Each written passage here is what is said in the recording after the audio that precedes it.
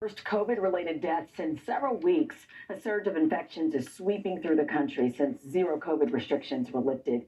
NBC's Janice Mackey-Freyer is in Beijing with the very latest. Janice, good morning. Chanel, good morning. COVID is spreading like wildfire here since China lifted those tough zero COVID controls. Officials here in Beijing have simply stopped counting asymptomatic cases, and already the death toll appears out of step as the virus is hitting China like never before. This morning, an explosion of COVID cases across China. The country's own experts say more than 840 million people could be infected within months. And already grim signs that people are dying. We've made multiple visits to funeral sites in Beijing designated for COVID victims, where we found long lines of funeral vans coming one after another. Drivers and funeral home staff confirming they're busier than usual. Crematoriums in the city working around the clock. But the wider picture emerging here isn't reflected in government numbers. Officially, only 9 COVID deaths have been recorded this month in the entire country. Yet data modeling out of the U.S. projects that COVID could kill more than 1 million people in China next year. Vaccination rates among the elderly remain low, and some experts say infections here are now doubling every day. There's no pre-existing immunity from prior waves of COVID because there haven't been prior waves of COVID in China. That's different to other parts of the world. And so the only immunity is from vaccination, and that doesn't do much to stop infection.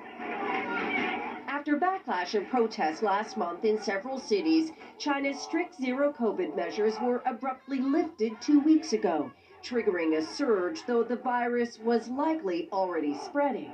Pharmacies now can't keep medications in stock, and there aren't enough ICU beds, therapeutic drugs, or testing kits. There are shortages of everything. Overflow clinics have been set up to meet demand. The worry is that the healthcare system can't keep up. Like a lot of people here, Ivy Guan has been staying at home. To be honest, I was quite scared before I got COVID, she says, adding her symptoms aren't so bad. But there is a looming worry that wide-scale infection in China will create new COVID variants that could impact the rest of the world in the long winter months ahead.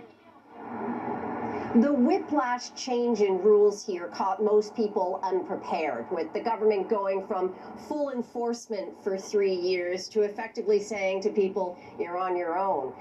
Remember, up until a few weeks ago, testing positive for COVID here meant getting dragged away to quarantine and having a fence locking down where you live. When we all got it last week, I still expected there to be a knock at the door. So it's been a big adjustment for people here, but it's an important one as people are being told to brace for a second, even a third wave of infection in the new year.